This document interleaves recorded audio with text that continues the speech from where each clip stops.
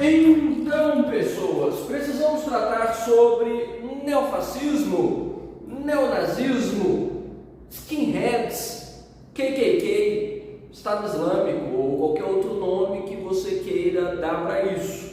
Até porque nos últimos anos são inúmeras as denominações, assim como também são os inúmeros grupos aliados a basicamente a mesma ideologia. E sim, nós precisamos voltar a essa discussão de novo, até porque, como diria Bertolt Brecht, a cadela do fascismo está sempre no cio e os cachorrinhos já estão mordendo as nossas canelas, né? Ou fazendo podcasts ou vídeos para o YouTube, você sabe bem disso. Então, o assunto nunca deixa de ser necessário, atual, quase de, digamos, utilidade pública, numa época tão agressiva e polarizada, tal como essa em que nós estamos.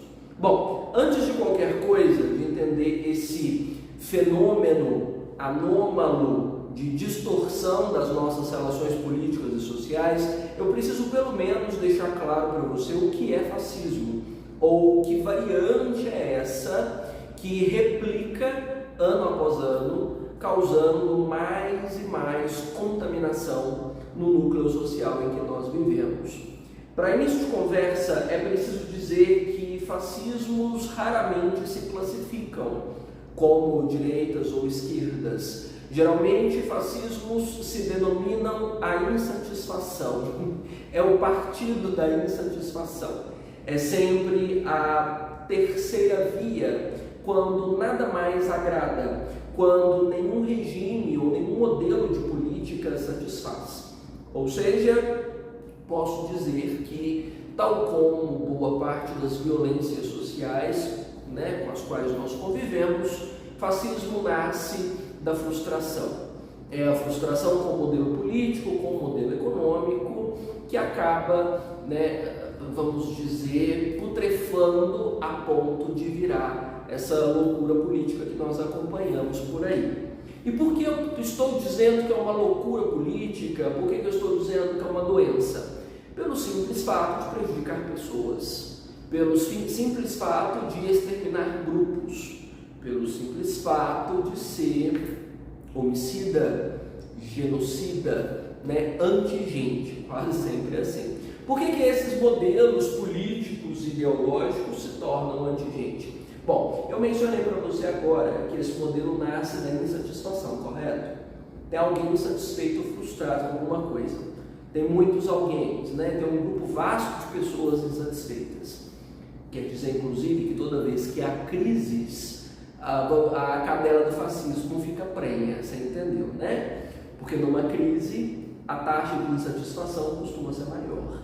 E quando ela está maior, significa que mais e mais pessoas vão procurar um outro caminho. Um discurso comum nas últimas eleições, não sou de esquerda, mas também não sou de direita. Você é o quê, então? Filho do cão, literalmente, Bertolt Brecht de novo, a cadela do fascismo. E esses grupos insatisfeitos com a crise, com o tipo de sociedade em que estão, com o modelo de vida que se estrutura dentro da crise, quase sempre elege bodes expiatórios, grupos para considerar culpados. Então eu não estou em crise porque existe uma ampla rede de problemas e de variações históricas que me trouxeram até aqui. Não. Eu estou em crise por causa dos judeus. Nós estamos em crise por causa dos mais pobres. Nós estamos em crise por causa das favelas. Nós estamos em crise por causa de negros, ou por causa de índios, ou por causa de qualquer outra figura que vai ser colocada na cruz. Nós estamos em crise por causa de comunistas. Nós estamos em crise por causa de bandistas, seja lá o que tipo de grupo da vez que vai ser, vamos dizer, eleito para levar pedra na testa, ou fogo mesmo, ou corda no pescoço, ou qualquer outra coisa.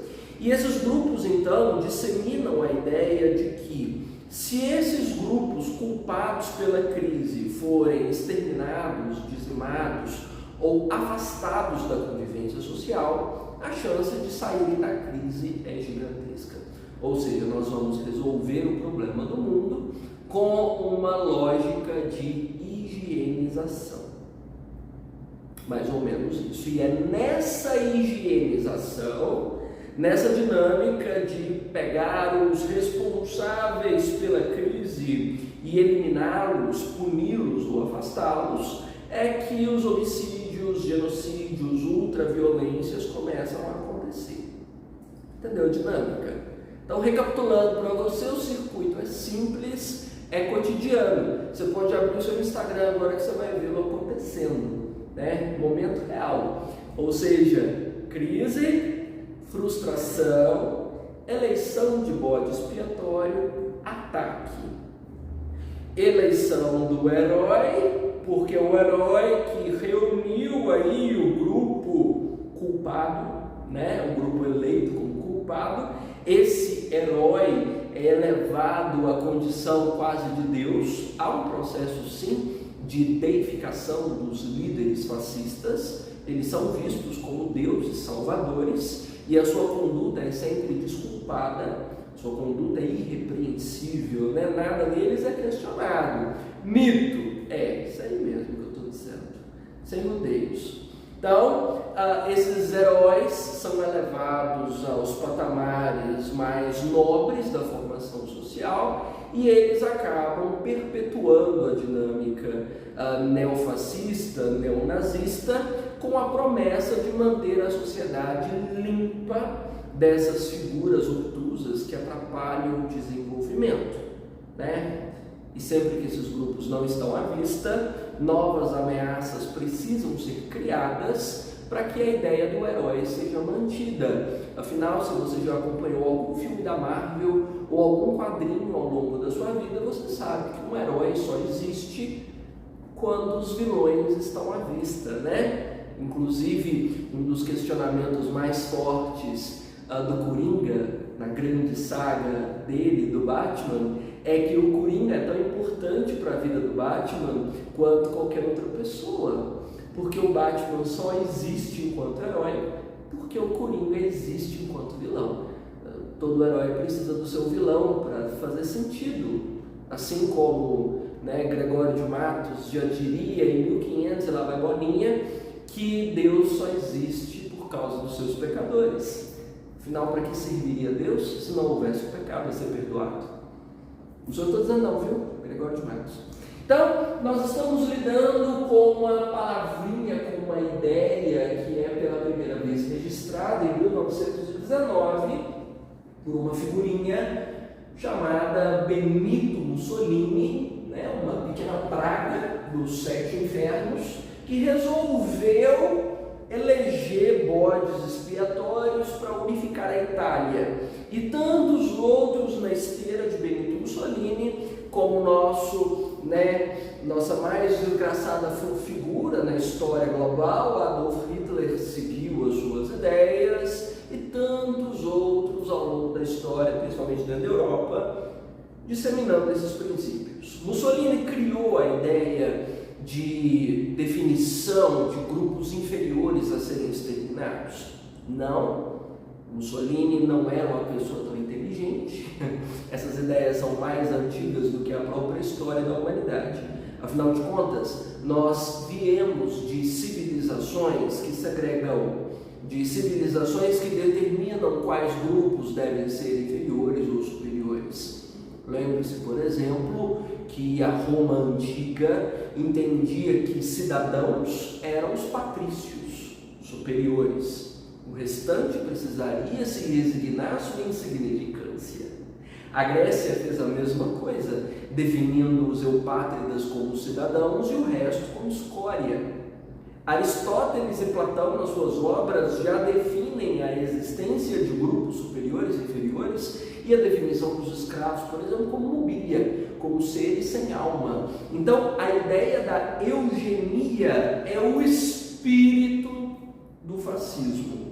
A ideia de que existem criaturas consideradas superiores e outras inferiores, e que a ordem do mundo se dá pelo subjugo, ou seja, cada um colocado no seu lugar, e ai de quem invadiu o espaço do outro. A ideia então é velha pra caramba. No Brasil, ela já tem ecos, nossa, muito antigos. Monteiro Lobato, inclusive, foi um dos maiores entusiastas dessa ideia aqui, da ideia de que os escravos e os negros brasileiros eram a razão do nosso atraso econômico e do nosso atraso enquanto civilização. Monteiro Lobato tem vários e vários textos a respeito disso, figura inclusive lida pelas crianças, né? Tá vendo? Que lindo, né? Os mesmos quase sempre que defendem a infância, a moral e os bons costumes são os mesmos assassinos que dizimam populações inteiras. A gente já está acostumado com essa ideia, né? Então, a lógica da eugenia, dessa noção de escalonamento social e essa noção de higienização é mais velha do que andar para frente, já foi dita, replicada e difundida desde as primeiras civilizações, não é novidade para nenhum de nós. O que assusta, no entanto, é o fato de nós já termos passado por uma imensa guerra de proporções ainda inimagináveis, porque até hoje a gente não sabe ao certo qual foi o impacto da Segunda Guerra. Já vimos os horrores e os absurdos que esse princípio de eugenia e esse vigor da revolta e da insatisfação podem produzir. E agora, no século XXI, nós ainda vemos essas ideias.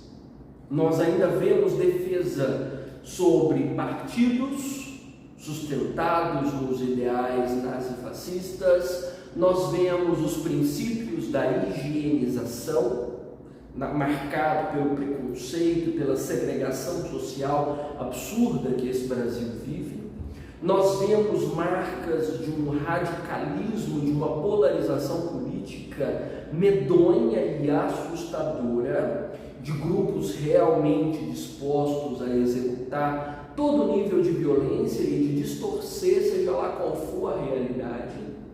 Os fatos são, na verdade, a visão que eles têm do mundo, mesmo nós tendo passado por tanta coisa, mesmo nós tendo vivido a Segunda Guerra Mundial. Por quê?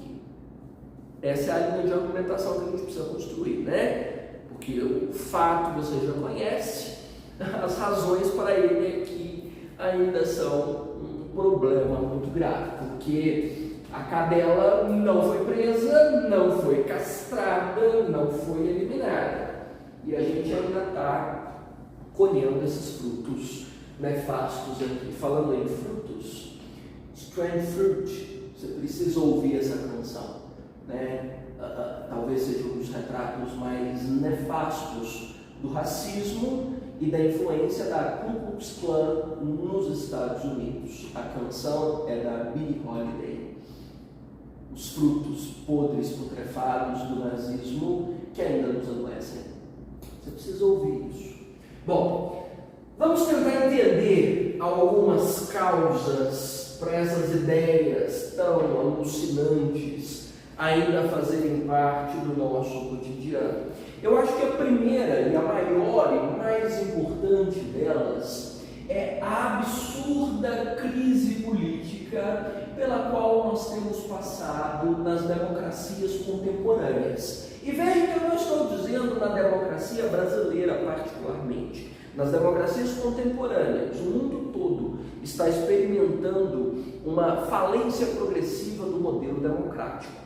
Eu até citei na última aula sobre liberdade, uma das obras mais curiosas a respeito desse assunto, essa obra do Hope, se chama Democracia, o Deus que Falhou.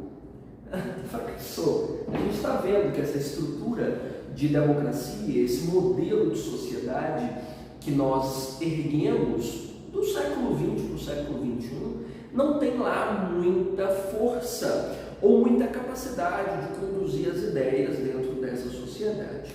Quais as razões? Bom, a primeira delas, dentro dessa grande crise, seria a crise de representatividade. Os nossos heróis, os nossos líderes, os nossos guias estão todos falidos, envergonhados, expostos, e a maioria deles não gera muita credibilidade para nós. Você vive o mesmo país que eu vivo. Qual político não recebe a tarja de corrupto, de manipulador, de aproveitador, de malandro? Qual figura pública é tida como referência de confiança, de compromisso ou de realmente a fidelidade ao modelo democrático e ao bem-estar social? A gente não está tendo, você está percebendo? Então, nós já estamos profundamente frustrados com basicamente tudo que diz respeito à política. Os nossos líderes já não são os mesmos. E me parece que a maior parte dos que surgem agora não geram um impacto social suficiente para poder caminhar com bom senso, sabe? Então, é um momento difícil quando os nossos representantes democráticos não conseguem nos guiar para uma democracia. Líderes fracos, modelos fracos, né? Então, o Brasil, inclusive, vem sendo consumido por uma crise de representatividade nossa antiga. Nós estamos sofrendo com isso na democracia contemporânea desde Collor. Tá vendo tanto que é velho? Velho pra caramba. Nós estamos frustradíssimos com os nossos representantes. 2005, com a denúncia do mensalão, nossa, foi outro balde de água fria monumental. E a credibilidade na força política foi gigantesca, foi abalada profundamente. O abismo produzido, inimaginável. Quem fala dessa tendência a uma crise de representatividade nas sociedades contemporâneas é Tilo Bauman. Zygmunt Bauman é um dos que mais fala sobre crise de confiança, crise de representatividade, que tem sido uníssona em praticamente todo o mundo ocidental. Todos estão insatisfeitos com os seus líderes, ou porque criaram expectativas altas demais em torno de pessoas que são falhas em democracias ainda muito jovens.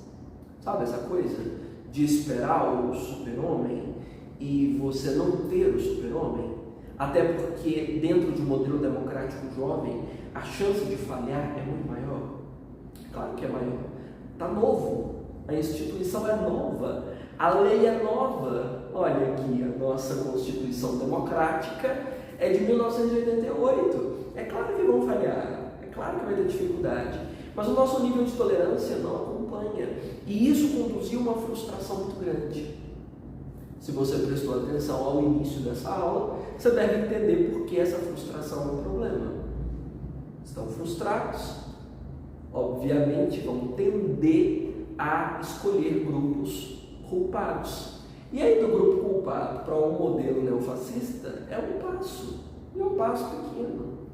Então, pouco a pouco, nós estamos abrindo mão de representantes políticos realmente democráticos, se é que eles ainda existem entre nós, para aqueles que prometem o improvável, os que prometem caça aos culpados de termos afundado nessa crise, caça aos corruptos, caça aos fracassados, a caça aos inépios, aos ineficazes. Então, essa crise política talvez seja um dos pontos mais complicados aqui. E o pior de tudo é que no meio dessa crise de representatividade caminha lado a lado uma fissura muito grande na própria participação política.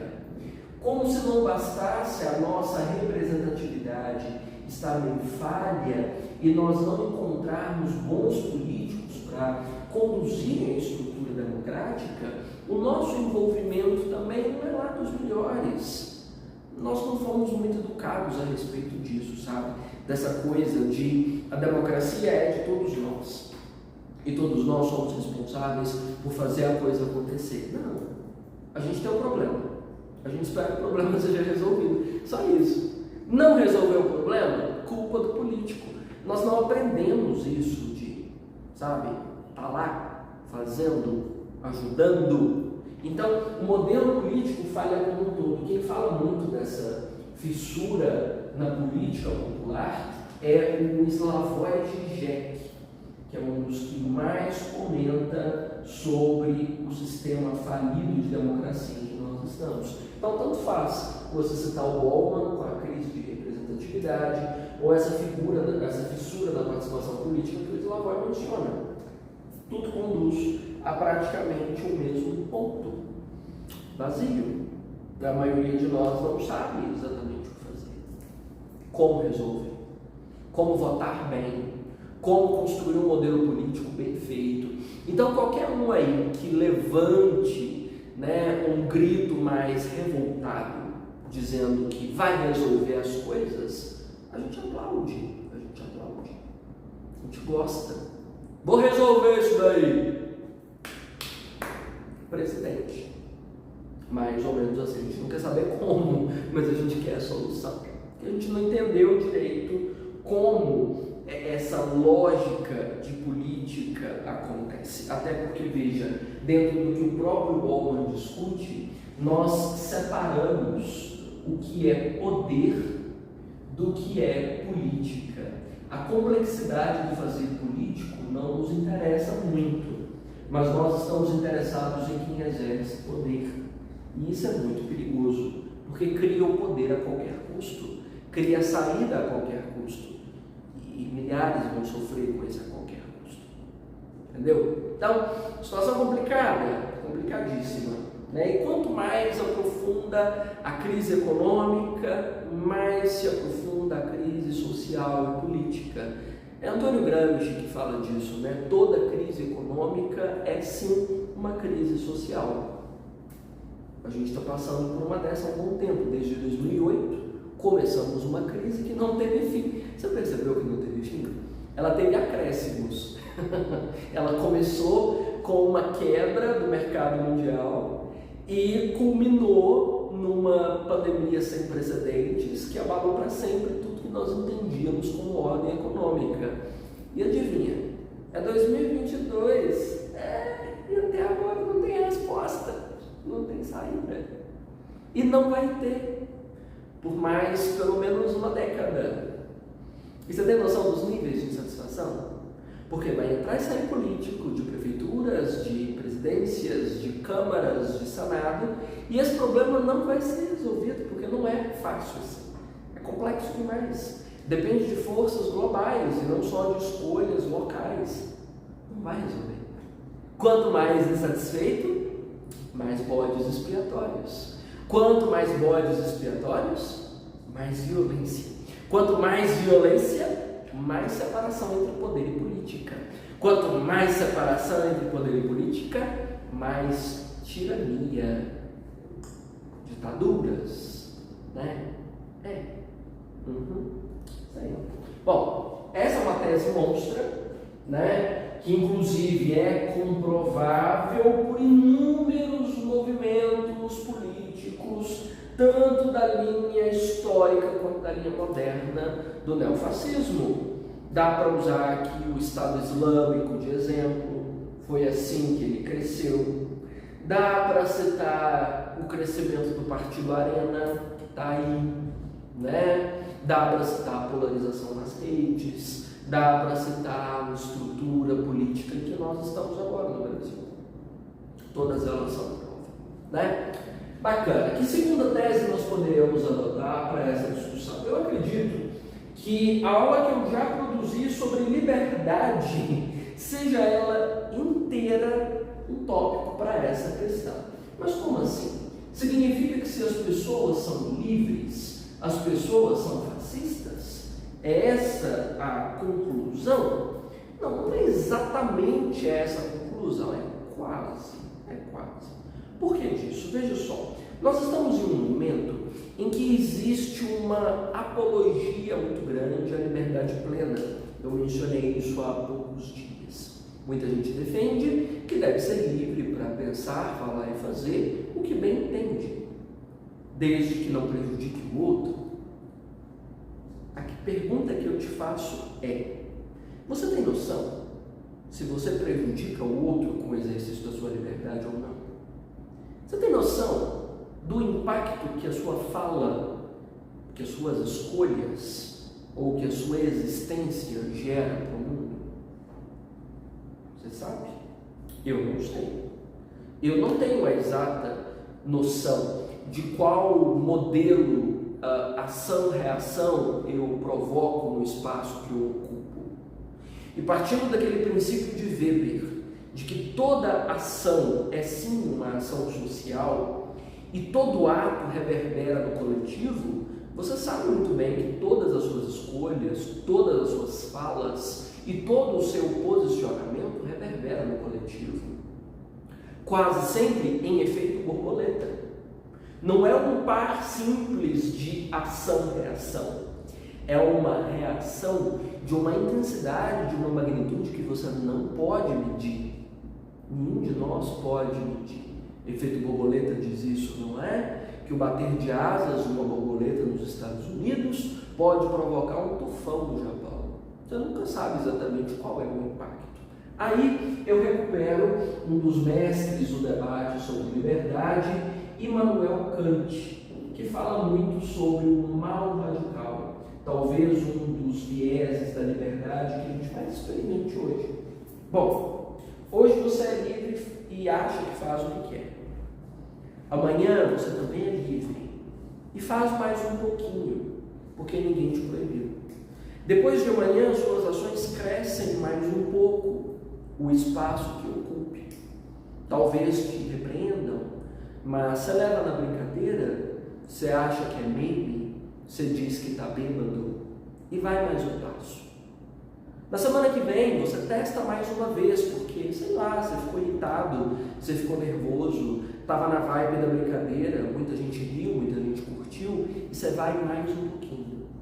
Quando você percebe, você é sim um assassino, você está num campo polarizado, você é um extremista, você se torna um terrorista para o meio social em que você está e mal se deu conta. É assim que nós produzimos assassinos. Estava comentando agora há pouco sobre isso, que violência nenhuma, por mais branda que seja, pode ser perdoada, porque toda violência tem potencial de ser destrutiva, e quanto mais você dá liberdade para ela se desenvolver, mais destrutiva ela se torna. O monstro cresce se não é cercado. É essa a noção do mal radical de Immanuel Kant. Toda liberdade conduzida sem limites torna-se crueldade. Então a liberdade desregrada conduz à brutalidade. Ou o que eu adoro falar como ultraviolência. A violência extremada que não é percebida como tal.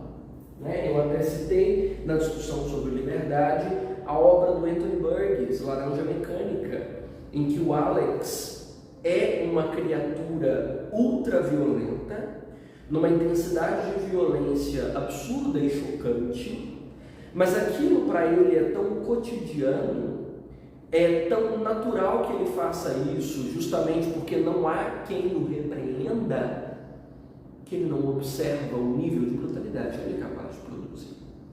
Codinâmica eugenista, neofascista, todas as variantes que você quiser, o esquema é quase o mesmo.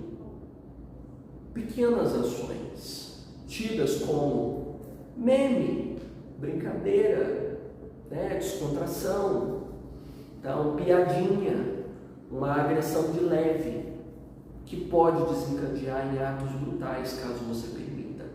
E, infelizmente, ao longo da história, você sabe muito bem que as memórias são curtas. A memória histórica, então, mais curta ainda. Nós não temos a memória do Holocausto, principalmente por não ter ocorrido em solo brasileiro e já ser de uma geração anterior à nossa.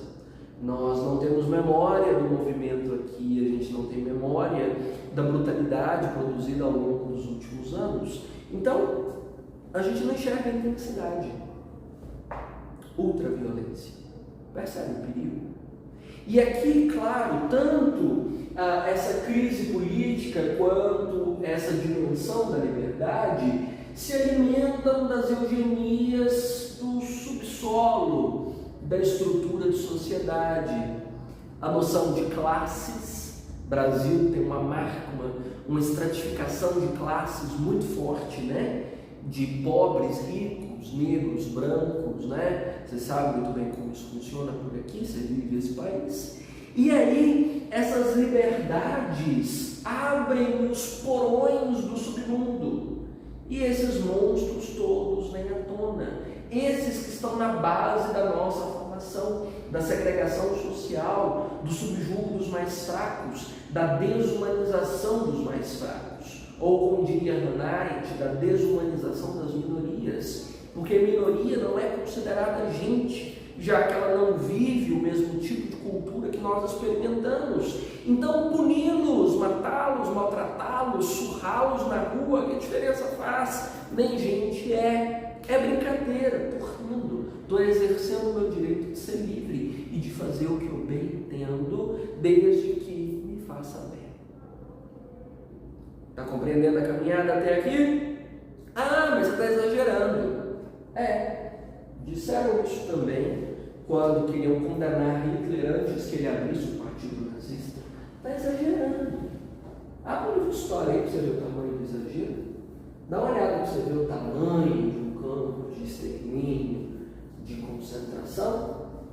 Talvez você diga que eu esteja exagerando também, né? Isso. Né? Porque nisso os ingênuos são os primeiros da fila. Bom, para além da liberdade, conectada a essa discussão, vem a questão da solidão, também conceitual, mas que é uma marca forte para essa época. Mas o que solidão tem a ver com isso? Absolutamente tudo. Porque veja só, você só sente que essa liberdade é possível para você em relação aos outros, porque você não percebe os outros. Você só acha que a sua agressividade é leve contra uma minoria porque você não está com essa minoria, você não está com os mais fracos. Você só sente que os seus atos não pesam tanto assim porque você não tem uma gota de empatia por pessoa alguma. Ou seja, a estrutura de sociedade que nós criamos pós-revolução industrial, porque o marco são as revoluções industriais a partir do século XVIII, nos distancia da coletividade e nos fecha demais em nós mesmos. Dá uma olhada na sua vida. Provavelmente você mal sabe a condição psicológica em que os membros da sua família estão nesse momento, porque você está fechado no bando de superfluidades que você chama de prioridades dentro da sua vida. Você acha que todas as suas ambiçõezinhas são muito mais importantes. E você está fechado nisso hoje, não está? Você está buscando isso. Os outros que se danem, cada um que cuide da sua vida. Não nem aí para isso. Se as pessoas quiserem algo melhor, elas que façam por si mesmas. Nós repetimos isso constantemente, ou seja, nós estamos cada vez mais isolados dentro das nossas próprias ambições, dentro do nosso circuito de trabalho, dentro do que nós julgamos como necessidades. E quanto maior o meio urbano, mais intenso é esse processo. É um processo de solidão, de isolamento contínuo, provocado pela distribuição social do trabalho, pelas movimentações das revoluções industriais. Né? Isso cria o que Dona Hannah Arendt chama de self. Hannah Arendt chama de self esse processo de voltar-se para si mesmo, para o próprio umbigo, para as próprias demandas, para as próprias obrigações, para os próprios desejos e abandonar qualquer senso de coletividade. É o que ela chama de perda da dignidade na política. essa perda da noção do coletivo, sabe? Do bem-estar social. É muito mais fácil você aderir a qualquer outro tipo de ideia. É muito mais fácil você simplesmente dizer: eu acho que as pessoas podiam ter o direito de fazer um partido nazista, por que não? Por que é fácil dizer isso sem remorso? Porque você não percebe que existem pessoas. Você não tem a mínima noção. Você está fechado em você mesmo. Se você não for destruído, se você não for atacado, está tudo bem. Porque só você importa. Só você existe no mundo. Então, solidão de fato traz certas autonomias, né? Certas liberdades muito interessantes de poder de escolha que essa sociedade contemporânea nos oferece, mas que é um perigo também, porque a antípoda da empatia é a solidão, né? A empatia é o lado oposto da solidão. Quanto mais isolado você está, menos empático você é, embrutece, ou cria o que Solomon Asch chama de recrudescimento de caráter. Nós perdemos a percepção sobre o outro. O outro não nos sensibiliza mais. Então fica fácil apoiar discurso de ódio ou simplesmente ser negligente, sabe? Não é comigo não, larga pra lá. Por que eu tenho que dar palpite nisso? Por que eu tenho que interferir? Nem está falando sobre quem eu sou. E mesmo se falar sobre quem eu sou, não falou diretamente comigo, por que eu tenho que dar palpite? E assim nós vamos deixando passar, amenizando, abrandando a gravidade dos problemas, simplesmente porque diz respeito ao coletivo e não ao individual. Isso é um problema sério dessa época, até porque convencer pessoas da importância de uma causa social nesse setor é quase impossível. Como uma pessoa vai se sentir responsável por uma causa se para tudo ela acha que não é com ela? Se para ela tanto faz? Se ela mal se comove? Porque nem aí, dane-se. É ele que se vire para lá, com os partidos dele para lá, não tem nada com isso. Então, nós criamos uma sociedade de ilhas. E nessas ilhas incomunicáveis são incapazes de se unir em torno de um bem comum, ou de se preocupar com o bem-estar social ou com o bem-estar do outro. Não existe empatia no self, não existe visão de bem-estar no self, de bem-estar social. Fica um campo mais fértil para que a cadela tenha suas crias, né? Afinal, essas crias correm soltas entre nós e nós não estamos nem aí. As sementes do fascismo acabam germinando com muito mais facilidade. Então a solidão pode ser sim um problema. O nível de isolamento e individuação, né? Então ela cria um campo mais fértil para essa liberdade radicalizada, né? E ela permite que esses discursos acabem ganhando mais terreno. Bom, uma última tese que você pode adotar também nas suas discussões, talvez como resultado dessa solidão e desse excessivo fechamento que nós geramos em nós mesmos, é a forma como nós amenizamos os problemas. Acho que nós estamos vivendo num nível tão elevado de crises, né? De tantas formas diferentes, crises ambientais, sanitárias, econômicas, políticas, sociais, minoritárias. Eu posso ficar aqui por mais 5 horas só listando quantas crises nós vivemos, que nós criamos disfarces para as crises que não são vistas como graves, né? Criamos, vamos dizer, uma maquiagem bastante potente, que evita a percepção da gravidade dos problemas. Ou criamos uma espécie de cirquinho, né? Um circo mesmo, onde essas crises são colocadas e ali nós abrandamos ou diminuímos a proporção que ela tem. Então, vamos dizer que nós estamos vivendo um disfarce severo da intensidade desses problemas. Tem razões históricas para isso? Tem. Uma das que mais me perturba, que eu sempre cito, é quando falo em paz. Eu tenho um ódio dessa palavra, você não tem noção. Porque quase sempre paz é colocada entre os acordos políticos, os debates globais, para acobertar a crise, para fazer de conta que está tudo bem. Vamos fazer e assinar aqui um pacto de paz. Fizeram isso no pós-guerra, pacto de paz. O que significa?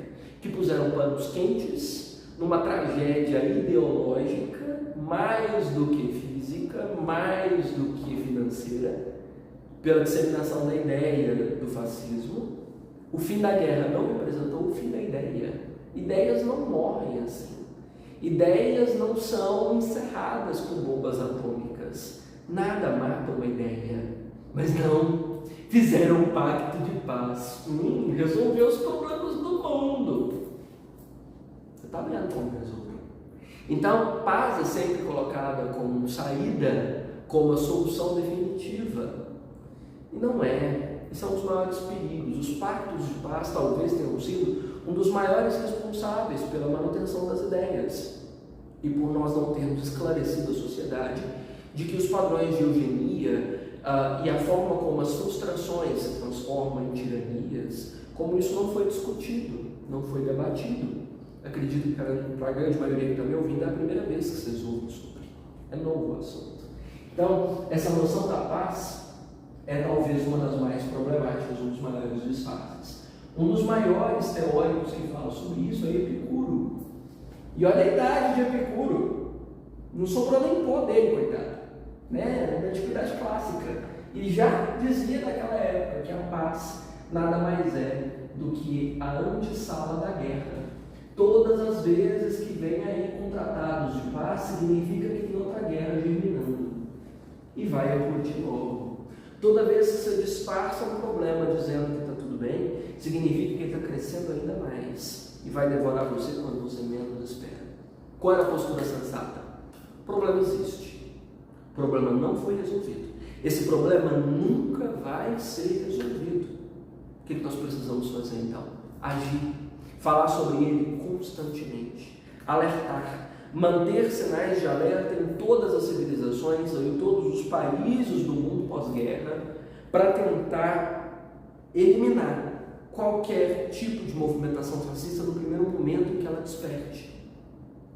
Vamos dizer, para eliminar os cães nascituros e evitar que amadureçam. Não tivemos esse sinal de alerta, nenhum de nós foi educado a respeito disso, porque estamos em paz. Estamos criando o cenário da guerra.